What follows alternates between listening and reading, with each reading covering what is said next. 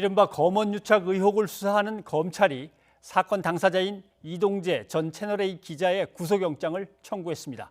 윤석열 검찰총장이 추미애 법무부 장관의 지휘권 발동을 사실상 수용하기로 발표한 지 엿새 만에 다시 본격적인 강제 수사에 들어간 겁니다. 취재기자를 연결해서 자세한 소식을 알아보겠습니다. 박석영 기자.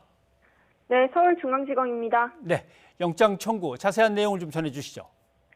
네, 서울중앙지검 형사 1부는 오늘 오후 4시 반쯤 검언유착 의혹 사건 당사자 이동재 전 채널A 기자의 구속영장을 청구했습니다.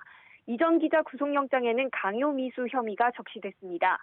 앞서 신청된 이 사건에 대한 외부 의견을 듣는 수사심의위원회는 오는 24일로 예정돼 있습니다. 수사심의를 앞두고 영장을 청구한 이유에 대해 검찰은 심의위 안건은 사건의 수사 계속과 기소 여부라 구속영장 청구는 별개라고 설명했습니다. 최종 처분을 결정하기 전까지 수사를 정상적으로 진행할 예정이라면서 앞으로 진행될 수사심의위 일정도 성실하게 참여하고 의견을 경청하겠다고 밝혔습니다. 검찰은 지난 9일 열린 형사사건 공개심의위를 통해 이번 사건 수사 과정을 일부 공개하기로 결정됐다고 밝히기도 했습니다.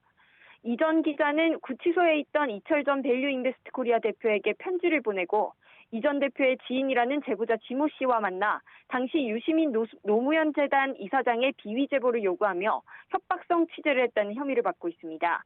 특히 이 과정에서 윤석열 검찰총장의 측근인 현직 검사장, 그러니까 한동훈 검사장과의 친분을 앞세워 선처를 약속했다는 의혹도 받습니다. 구속영장 청구에 대해 이 전 기자 측은 휴대전화와 노트북을 초기화한 건 취재원 보호 때문이었다며 보통의 사건에서 수사를 앞두고 휴대전화를 교체했다고 곧바로 구속 사유가 되진 않는다고 반박했습니다.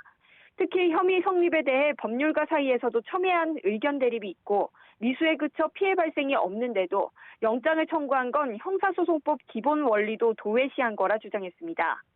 앞서 서울중앙지검 수사팀은 지난달 이 전 기자에 대한 구속영장 청구 방침을 보고했지만 대검 형사부 실문지는 혐의 자체가 성립하지 않는다고 판단하면서 갈등이 불거졌습니다.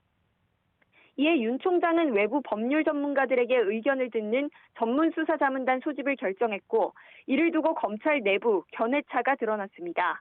이후 추미애 법무부 장관의 지휘권 발동으로까지 이어져 파문이 일었고 지난 9일 윤석열 총장이 사실상 이를 수용하면서 수사팀의 독립적인 수사가 진행되고 있는 상황입니다.